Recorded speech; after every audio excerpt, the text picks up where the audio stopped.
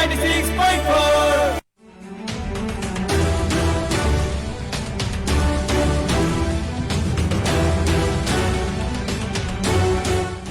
नमस्कार। उदाउँदो सूर्यसँगै नयाँ यात्रा तय गर्ने उद्देश्यले तयार पारिएको रेडियो कार्यक्रम बिहानी बसको पर्खाइमा बस्नुहुने सम्पूर्ण श्रोतालाई स्वागत गर्दछु। म श्रीनारायण। श्रोताहरू, आज भाद्र 29 गति आज बाल दिवस पनि मनाइँदैछ। सम्पूर्ण बाल बालिकाहरूमा धेरै धेरै शुभकामना व्यक्त गर्दछौँ। रेडियो सान्वी लगायत हामी सम्पूर्णको तर्फबाट बाल मैत्री समाजको आधार, जिम्मेवार परिवार, उत्तरदायी सरकार भन्ने नाराका साथ यो वर्षको राष्ट्रिय बाल दिवस 2079 मनाइँदैछ। सम्पूर्ण बालबालिकामा पुनः धेरै धेरै शुभकामना र उनीहरूको उज्जवल भविष्यको कामना गर्दछौँ।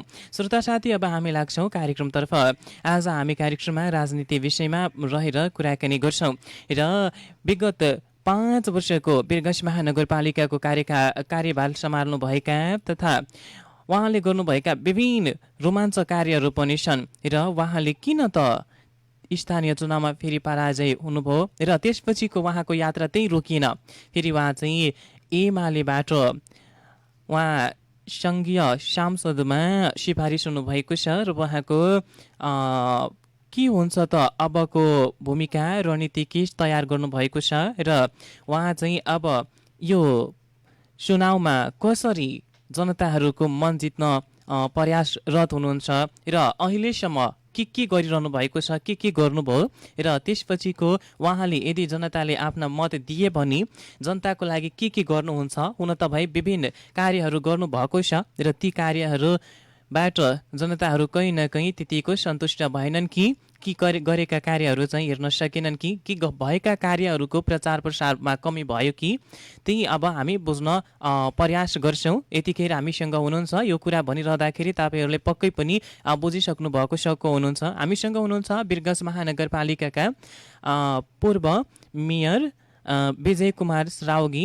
यतिखेर उहाँ चाहिँ नेकपा एमालेबाट सङ्घीय संसदको चुनावको लागि उहाँको पनि नाम सिफारिस भएको छ र यतिखेर हाम्रो प्रत्यक्ष टेलिफोन सम्पर्कमा हुनुहुन्छ। स्वागत गर्छु। हेलो। हजुर, स्वागत छ यहाँलाई बिहानी बसमा। धन्यवाद।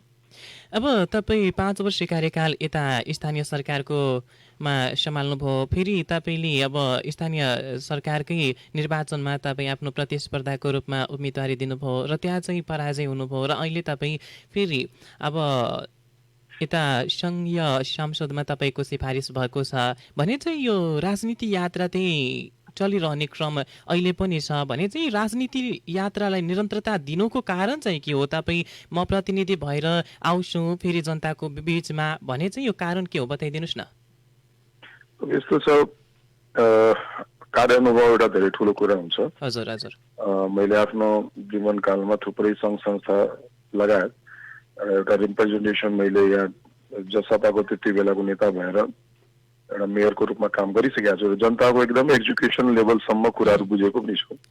पक्कै नै पार्टीले त्यही हिसाबले हेरेर हामीले 3-4 जनालाई सिफारिस गरेको छ 2 नम्बर क्षेत्रबाट। अब यो त पार्टीले भोलिका दिनमा कसलाई टिकट दिन्छ, कसलाई चुनाव लड्नु छ, त्यो आधारमा कुराहरू हुने हो। तैपनि अब मैले जुन तरिकाले अहिलेसम्मका कामहरू गरेको छु, मलाई के लाग्छ भने आउने दिनहरूमा आफै जनताले मूल्याङ्कन गर्छ। हो, एउटा सबभन्दा ठुलो समस्या थियो मेरो कि मैले गरेका कामहरूको धेरै प्रचार प्रसार गर्ने मेरो बानी पनि थिएन।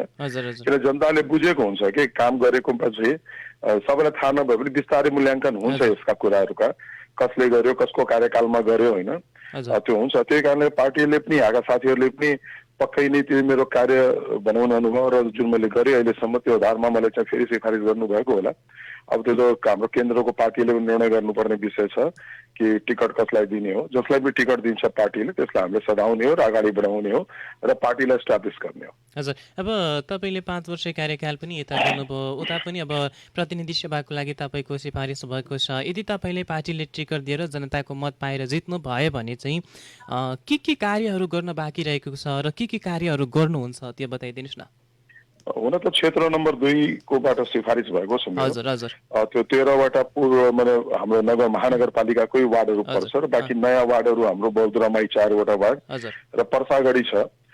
मैले चाहिँ अब गर्न सक्ने एउटा सांसदको हैसियतले जुन एउटा एकदमै मतलब भनौँ नि जुन ग्रामीण वार्डहरू बढी छन् त्यसमा, र किनभने यो पुरानो 19वटा वडामा बढी सहरी वार्डहरू छन् र 13वटा वार्डमा केही सहरी त छन् तर बाँकी म्याक्सिमम चाहिँ तपाईँको ग्रामीण वार्ड छ। र बौद्धरामाई र पर्सागढीको गर्ने हो भने त्यो पनि ग्रामीण क्षेत्रै नै हो। यी सबै क्षेत्रलाई समष्टिगत रूपमा वीरगञ्ज महानगरपालिका बनाएर खालि वीरगञ्ज महानगरपालिका बन्ने होइन, त्यसका आसपासका क्षेत्रलाई पनि जबसम्म हामीले समृद्ध र डेभलप गर्दैनौँ, विकास गर्दैनौँ, तबसम्म ती क्षेत्रहरूको विकास र वीरगञ्ज महानगरपालिकाको विकास हुँदैन। त्यो हिसाबले हेरेर एउटा राम्रो मतलब भनौँ नि यो इलाकालाई नै जुन एउटा धेरै पिछडिएको इलाका छ बौद्धरामाई स्पेसली र पर्सागढी, तिनीहरूलाई पनि समेटेर त्यसका अहिले पनि पहुँचका कुराहरू भन्नुहुन्छ भने सडक सञ्जालको कुरा गर्नुहुन्छ भने धेरै राम्रो छैन, र जहाँ सडक सञ्जाल राम्रो छैन त्यहाँ विकास हुँदैन। अहिले हेरिएको छ कि जहाँ जहाँ सडक राम्रो बनेको छ त्यहाँ डेभलपमेन्टहरू एकदमै स्पिडमा भएको छ। पहिला त यो पूर्वाधारको कुराहरूमा र त्यसपछि त्यहाँको सामाजिक जीवन जुन छ उहाँहरूको त्यसलाई समृद्ध कसरी गर्न सकिन्छ, उनीहरूलाई चाहिँ कसरी भनौँ इकोनोमिकली र सामाजिक रूपले मजबुत पार्न सकिन्छ, त्यो विषयमा मेरो अलि बढी फोकस हुन्छ। त्यसमा धेरै कुराहरू समेटिन्छ, शिक्षा स्वास्थ्य लगायतका धेरै कुरा समेटिन्छ जसलाई हामीले पोलिसी लेभलमा निर्णय गरेर माथिबाट पनि हामीले त्यसका आवश्यक बजेटिङहरू गराएर केही कार्यहरू गर्न सकिन्छ कि भनेर मैले विश्वास लिएको छु। हजुर, तपाईँले यो कुरा गरिरहँदाखेरि तपाईँ आफै स्थानीय सरकारको 5 वर्ष कार्यकाल पुरा गर्नुभयो। त्यो कार्यकालमा रहेर यी कुराहरूमा चाहिँ ध्यान दिनु भएन कि ध्यान दिएर पनि चाहिँ गर्न पाउनु भएन कि समयको अभाव भयो, के भयो? त्यति बेला हामीहरू सबैजना पहिलो सरकार थियौँ स्थानीय रूपमा, जुन पहिलो सरकारलाई थुप्रै कुराहरू त बुझ्नमै टाइम लाग्छ, सबैलाई थाहा छ, किनभने नयाँ नयाँ कानुन, नयाँ संविधान, नयाँ व्यवस्थापन होइन, त्यसमा हामीहरू लागेर कामहरू अगाडि बढाएका थियौँ।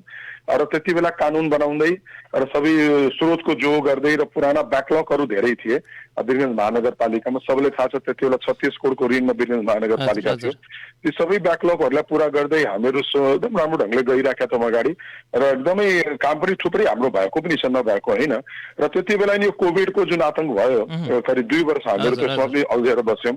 र जुन मलाई त्यति बेला पनि म पटक पटक भन्ने गरिरहेको छु मिडिया मार्फत, केन्द्र र प्रदेश सरकारले जुन सपोर्ट वीरगञ्ज महानगरपालिकाले गर्नु पर्थ्यो, या वीरगञ्ज महानगरपालिका जुन भनौँ न एउटा महानगरपालिकाको स्पेसिफिकेसन जुन एउटा मतलब भनौँ एकदम राजनीतिक निर्णय गरेर हतारमा वीरगञ्ज महानगरपालिका जुन बनाउने काम भयो, र आफै नेपाल सरकारले जुन महानगरपालिकाको स्पेसिफिकेसन कानुनमा तोकेको छ, ती सबै कुरालाई हेर्दाखेरि त्यो अनुसारका बजेटिङ, त्यो अनुसारका साधनहरू हामीलाई कहिले पनि पाएन। त्यसको त्यही कारण थियो कि मैले जनसभा छोडेको थिएँ, किन सरकारमा हुँदाहुँदै पनि त्यति बेला हामीलाई केही पनि वीरगञ्ज महानगरपालिका केन्द्रले केही गर्यो र वीरगञ्ज न प्रदेशले गर्यो। यो हाम्रो शिकायत जहिले पनि रह्यो कि जुन मधेसबाटै जितेर गएर सरकारमा बसे गएर दुईटै सरकारमा उहाँहरूले कहिले पनि वीरगञ्जलाई अलि राम्रोसँग, हामी अरू पार्टीहरूलाई धेरै दोष दियौँ पहिला कि उनीहरूले केही गरेन, तर हाम्रै पार्टीले जसपाले त्यति बेलाको जसपाले नै केही गर्न चाहेन। अब यस्ता विषयहरूलाई अब धेरै फोनमा हामीले कति भन्न सकिन्छ होइन, तर छ कहीँ न कहीँ असन्तुष्टि छ।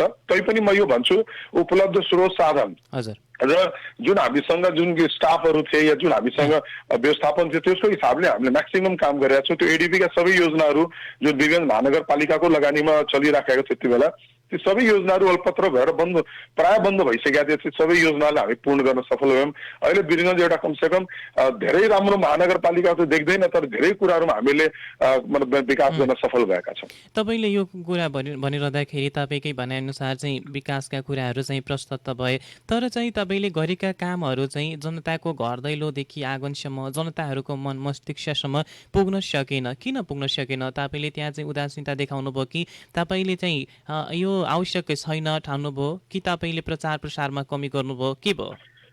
यस्तो छ हेर्नुहोस्, मान्छेहरूले यहाँ दुईटा कुराहरू छ। एउटा त हाम्रो कर्तव्य के हो भनेर मैले त्यो हिसाबले आफ्नो काम गर्दै गएँ। म कहिले पनि प्रचार प्रसारमा लाग्दै लागेन। मलाई सबैले दोष त दिन्छन् कि तपाईँलाई प्रचार गर्नु, यहाँ त 100 रुपियाँको काम गरेर 1000 रुपियाँको प्रचार गर्ने बानी नै छ।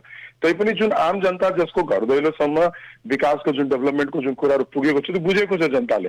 अब आउने दिनहरूमा यो त खैर गठबन्धनको सरकारहरूको कुराहरू र गठबन्धनका चुनावहरू भएका छन्, तैपनि जनताले त मलाई 47 भोट पहिलाको चुनावभन्दा बढी दिएर मेरो मतलब इज्जतै बढाएको छ जनताले। हार जित आफ्नो ठाउँमा छ, तर 47 बढी भोट पाएर गएको चुनावबाट यदि जनताले मलाई विश्वास गरेको छैन, म त आफ्नो जित त्यसैमा महसुस गर्छु होइन।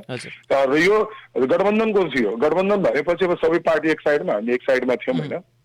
यसमा हारजित हुने सम्भावना बलियो थियो। तैपनि जनताको मतलाई हामीले मान्नुपर्छ। जनताले गठबन्धनलाई नै त्यति बेला सपोर्ट गर्यो। अब आउने दिनहरूमा मलाई लाग्दैन जनताले गठबन्धनलाई विश्वास गर्छ, किनभने गठबन्धनका क्रियाकलापहरूले 3-4 महिनामा देखिसकेका छन्। उहाँबाट केही राम्रो डेलिभरी हुन सक्दैन, हुन सक्छ, मलाई थाहा छ त्यो। त्यो कारणले गर्दा मलाई विश्वास छ कि आउने दिनहरूमा जनताले यो गठबन्धनलाई बनाउने छोडेर अब हामीतिर आउँछन् र जुन मैले काम गरेको थिएँ, सुरुवात गरेको थिएँ र जति काम गरेँ त्यसलाई अझ डेभलपमा गर्न सक्छु भनेर एउटा विश्वासका साथ जनताले मलाई मत दिन्छ र हामी अगाडि बढ्न सक्छौँ। तपाईँले यो दृढतापूर्वक तपाईँले भनिरहँदाखेरि विश्वासका साथमा, तर कतिपयले त अब नेकपा एमाले मधेस विरोधी पार्टी हो भन्छन्, कतिपयले मधेसमा चाहिँ उसको राम्रो गतिविधि भएन, मधेसलाई जहिले पनि दोस्रो दर्जाको दृष्टिकोणले हेरिरहने भन्छन्। तपाईँले यहाँ मधेसमा पर्सा जिल्लामा यो पार्टीलाई स्थापित गर्न सक्नुहुन्छ, तपाईँले पार्टीलाई जित दिलाउन सक्नुहुन्छ त? हेर्नुहोस्, मलाई के लाग्छ भने मधेसमा अलरेडी हाम्रो नेकपा एमाले चाहिँ स्थापित भइसक्यो। अहिले तपाईँ टोटल भोटको स्थिति हेर्नुहुन्छ भने पर्सा जिल्लामा मात्र म भन्छु 30% जति नेकपा एमाले ल्याएर अहिले पहिलो पार्टी टोटल मतको आधारमा बन्न सफल भएको छ र त्यसै पुरा देशमा पनि पहिलो पार्टी बन्न सफल भएको छ, सबभन्दा बढी मत ल्याएर। अब अर्को कुरा के छ, जुन मान्छेहरूले जुन त्यति बेला म पनि त्यही आन्दोलनमा लागेको थिएँ, त्यति बेला हामी त्यति राजनीति बुझ्दैन, हाम्रो त खालि मधेसको एउटा जुनुन थियो कि मधेसलाई एउटा राम्रो अधिकार पाओस्, सबै पाओस्, त्यो पाएको पनि छ। जुन नयाँ संवैधानिक व्यवस्थाहरू भएको छ त्यसमा पायो पनि। तर जुन मान्छेले यसमा यो मधेसको आन्दोलन गरे या गराए ती मान्छेहरूको पर्फर्मेन्स के रहेछ 5 वर्षमा, उनीहरूले के गर्न सक्यो वीरगञ्जको लागि या पर्सा जिल्लाको लागि, त्यो आफै प्रश्न छ। जुन केन्द्रमा गए, प्रदेशमा गए, अब हामीले के गर्नु पर्यो भने जुन एउटा नेकपा एमालेलाई बदनाम गर्दै आफ्नो जुन राजनीतिक भनौँ स्वार्थहरू जुन सिद्धितर्फ जुन अब मधेसवादी दलहरू लागे, मलाई कहाँसम्म लाग्छ भने अब जनता सबै बुझिसकेका छन् कि यिनीहरूसँग कुनै मतलब न प्रदेश चल्छ, न केन्द्र चल्छ, न स्थानीय निकाय चल्छ। आउने दिनहरूमा जनताले सबै कुरा बुझेर नेकपा एमालेलाई नै स्थापित गर्छ र अहिले क्रम बढेको छ। तपाईँ हेर्नुहुन्छ भने धेरै क्रम बढेको छैन नेकपा एमालेतिर र धेरैजना अहिले मतलब जोडिराखेका छन्।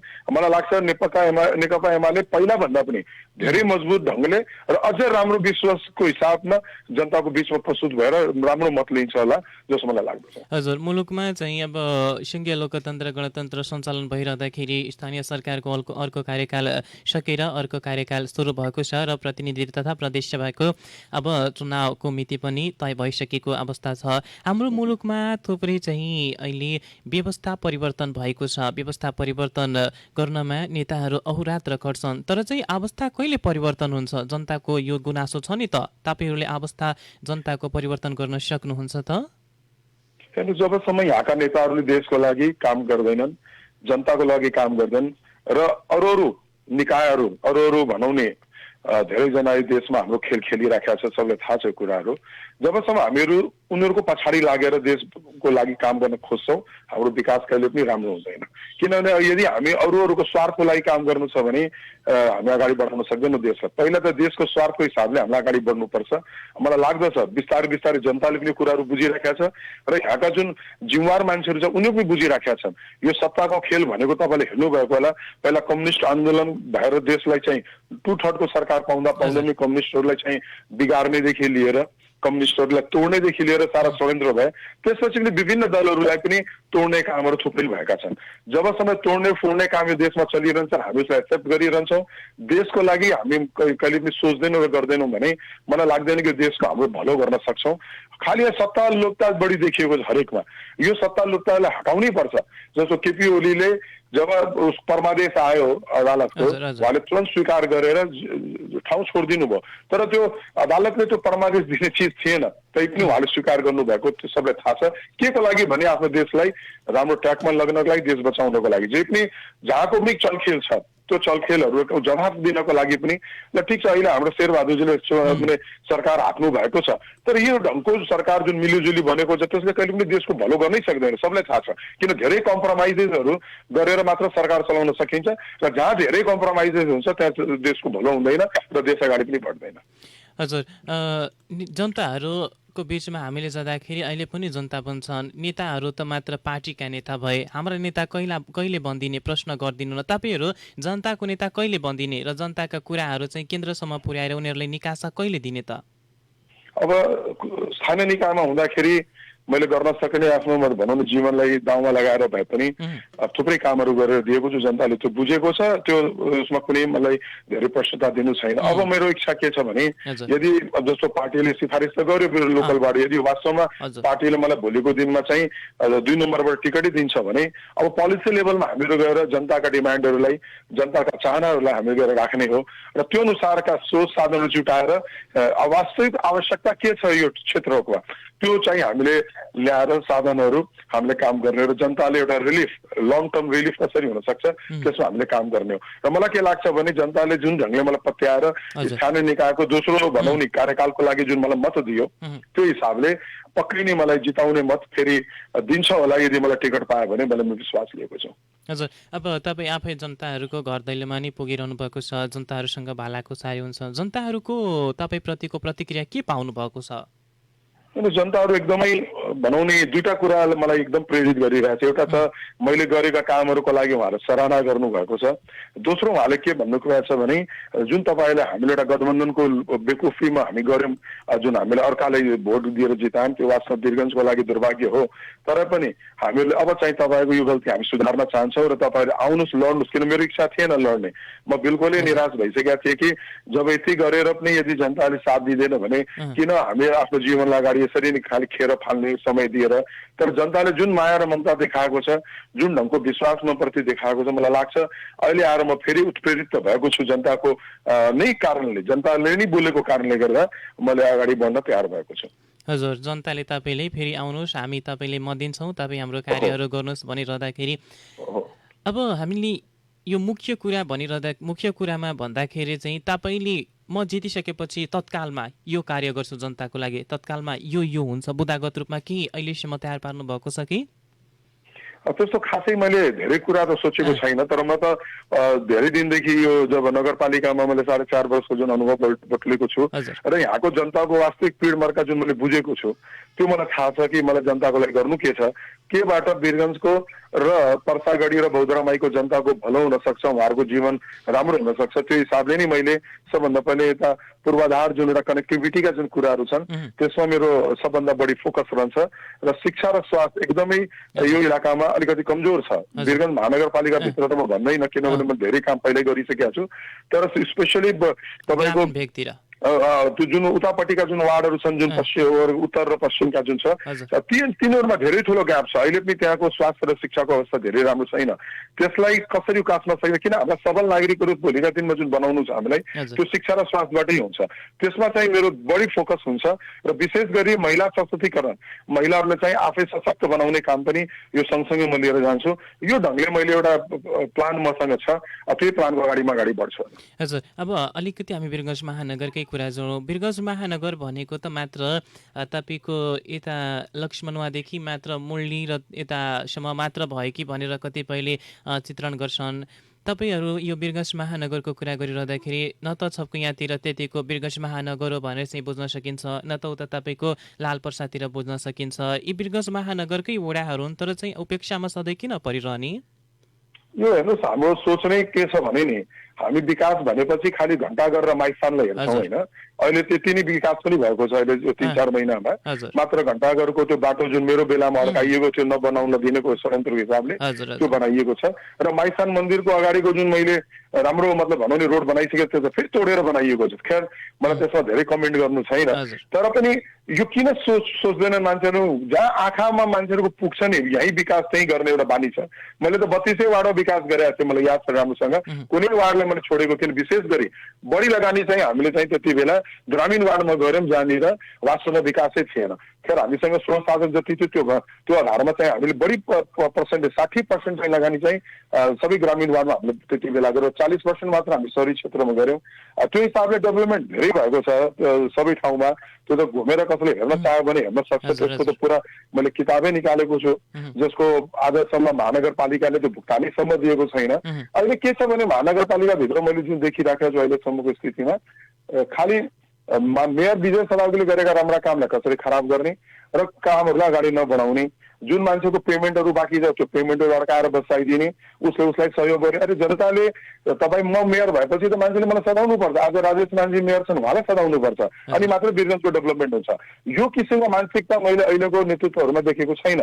त्यहाँ महानगरपालिकामा गएर हेर्नुहुन्छ भने त्यहाँको जुन भिड र जुन किसिमका मान्छेहरू त्यहाँ रोज बसिरहेका छन्, तपाईँलाई आश्चर्य लाग्छ कि यो पनि महानगरपालिकाको एउटा दिनचर्या किन बनिसकेको छ, यस्ता मान्छेहरू किन दिनभरि आएर यहाँ बस्छन्। एक प्रकारको जुन एउटा डेभलपमेन्टको जुन सोच छ त्यो डेभलपमेन्टको सोच पुरा हुन सक्दैन जब तपाईँलाई खालि एउटा द्वेषपूर्ण राजनीति र बदलाको कारवाहीमा मात्र खालि लाग्नुहुन्छ भने त्यो हुँदैन। त्यही कारणले गर्दा उहाँहरूको नजर कतै पनि पुगेको छैन। खालि चिप्लो र चिल्लो भाषण दिएर केही हुँदैन। हेर्नुहोस्, वास्तवमा जनतालाई राहत पुग्ने गरी काम गर्नुपर्ने, उहाँको जनतालाई जुन आवश्यकता छ त्यो अनुसारका भनौँ नि त्यहाँ त्यो योजना लाग्नु पर्यो। अहिले पनि मैले देखेको छु यो पालि पनि धेरै जनतासँग इन्ट्रेक्सन नगरिकनै सबै योजनाहरू पास भएका छन्। यानि कि जुन मान्छेहरूले जिम्मेवार मान्छेहरूले पनि केही मान्छे छोडेर जुनले के गरेका छन् भने आफ्ना योजनाहरू लगेका छन् र आपसमै योजनाहरू बाँडेर त्यो कामहरू गर्नु। म त सबै कुरा बुझ्दछु, यो आउने दिनहरूमा यी सबै भण्डाफोड आफै भइहाल्छ र जुन किसिमको भ्रष्टाचारको कुराहरू भइरहेको थियो पहिला, राजस्व कम गराउने कुराहरू भइरहेको थियो, त्यो पनि केही भएको छैन।